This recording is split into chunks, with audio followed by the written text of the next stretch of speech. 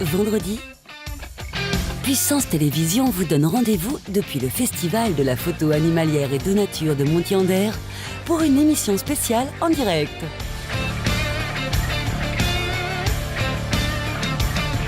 Émission spéciale Festival de la photo animalière et de nature de Montier-en-Der, vendredi à 15h en direct sur Puissance Télévision.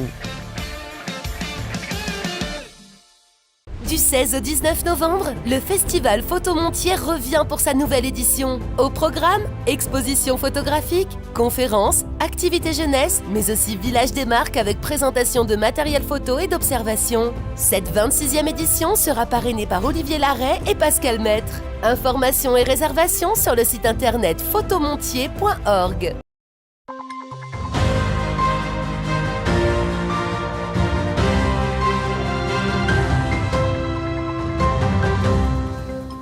Bonjour et bienvenue dans votre nouvelle édition du 15 Info.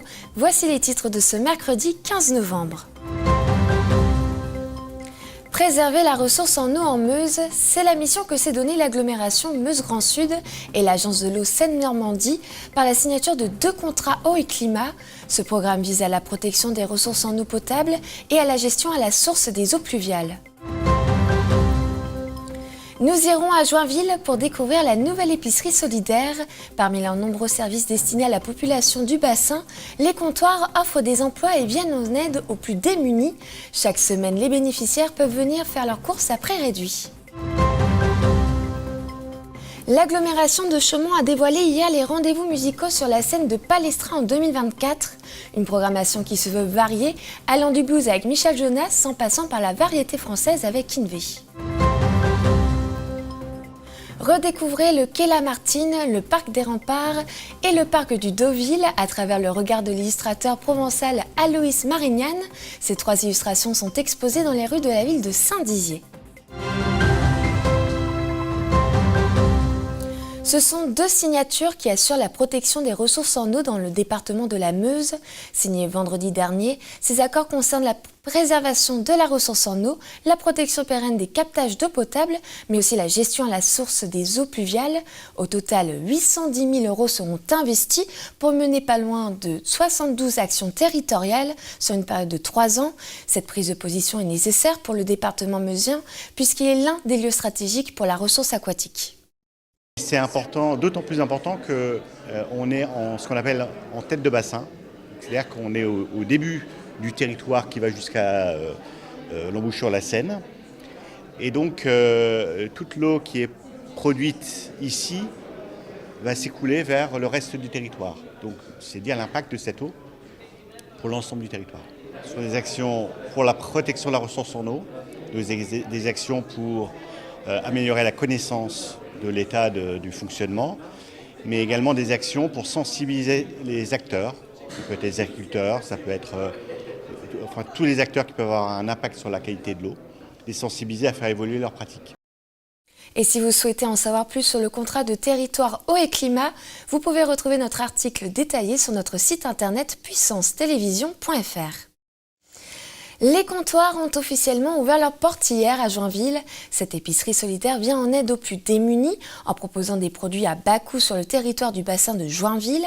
Cette entreprise a également pour objectif d'offrir des emplois aux chômeurs de longue durée.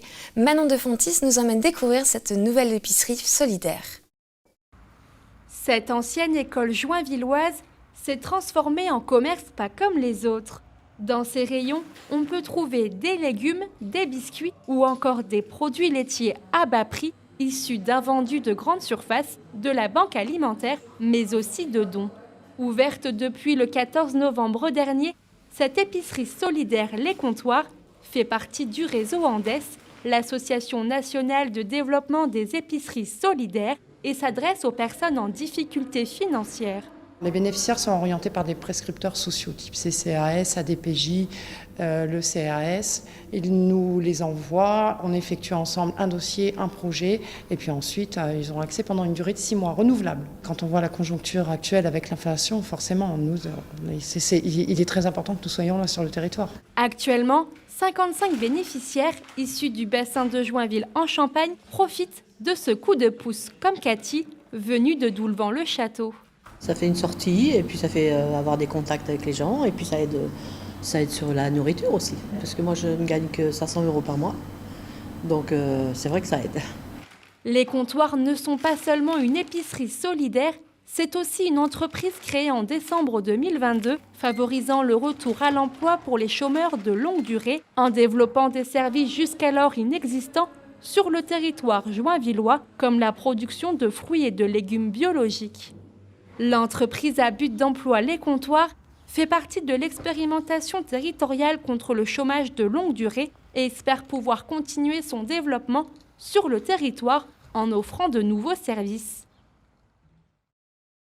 Alors que la scène de Palestra s'apprête à recevoir le trompettiste Ibrahim Malouf le 16 décembre, l'agglomération de Chaumont a dévoilé sa programmation musicale de l'année 2024. Avec un objectif fixé à 3 concerts par an, la salle chaumontaise proposera une variété de styles afin de toucher un maximum de personnes et se voudra aussi complémentaire avec d'autres lieux culturels du territoire. La salle de 2085 places accueillera 2 artistes que tout oppose, Michel Jonas et Kinvey. D'abord, je voudrais parler de celui du mois de décembre, du 16 décembre, avec Ibrahim Malouf. On est très très heureux d'accueillir une star internationale à Palestra, sur le territoire de l'agglomération de Chaumont. Et puis, nous avons 2 autres concerts qui sont d'ores et déjà prévus. Un le 7 mars prochain avec Michel Jonas, et donc on n'est plus dans le jazz, mais on est dans le blues. Et puis, le 17 mai. Le 17 mai, nous aurons Kinvey. Alors on change là encore de style de musique avec la variété de la chanson française, ce qui permettra d'offrir à tous les publics les artistes qui sont fort attendus sur notre territoire. Comme un air de Provence à Saint-Dizier, l'illustrateur provençal Aloïs Marignane s'est rendu dans la ville bragarde pour illustrer des instants de vie. À travers le regard de l'artiste, les habitants peuvent découvrir les illustrations de 3 lieux emblématiques de la ville de Saint-Dizier, comme le Quai Lamartine, le Parc des Remparts ou encore le Parc de Deauville. Elles sont exposées place des Petites Halles, au Parc de Deauville justement, sur le Parvis des Halles et devant le Ciné-Quai. Clémentine Coppola et Mathis Grenier l'ont rencontré. Les remparts de la ville de Saint-Dizier se transforment en affiches. Comme eux, le quai Lamartine et le pump track se colorent sous les traits de l'illustrateur Aloïs Marignane. Originaire de Provence, il a créé ces 3 affiches qui s'exposent désormais dans les rues de la ville. Il y avait beaucoup de sujets possibles, mais on a choisi de commencer avec ces 3 sujets-là, qui sont des sujets qui sont un peu dans le champ de vision des habitants, et puis de mêler un petit peu de symbolique avec aussi du quotidien, et que chacun puisse s'approprier ces images et puis puisse être fier de la ville dans laquelle il habite. L'illustrateur travaille principalement à la gouache ou en dessin digital. Même si c'est la première fois qu'il vient à Saint-Dizier, l'artiste est habitué à dessiner les villes et il sait comment mettre en valeur les lieux urbains. Après, les lieux en tant que tels ne disent pas grand-chose, c'est-à-dire qu'ils sont forcément dédiés à des personnes qui y habitent ou qui vivent avec. Et donc, il faut arriver à trouver justement la manière juste de donner à voir ces lieux et de donner à voir la vie qui s'y passe, sans être dans quelque chose de trop cliché ou de trop à côté. Et le but, c'est d'essayer de coller à la réalité en trouvant le juste milieu entre les bâtiments en tant que tels et puis en même temps ces petits détails du quotidien, ces personnes, ces activités. Donc là, il y a un travail de composition après à faire. Effectivement, il faut faire une sélection. Ces illustrations sont à découvrir dans les rues de Saint-Dizier et deviendront bientôt des objets collector et des affiches. C'est la fin de ce journal, merci de l'avoir suivi. Je vous donne rendez-vous demain à la même heure pour votre prochaine édition du 15 Info. En attendant, je vous souhaite une très belle soirée sur Puissance Télévision. Toute l'actualité en continu à retrouver sur notre site internet et notre application mobile. Retrouvez-nous sur le canal 373 de la TV d'Orange et sur le canal 953 des offres Freebox.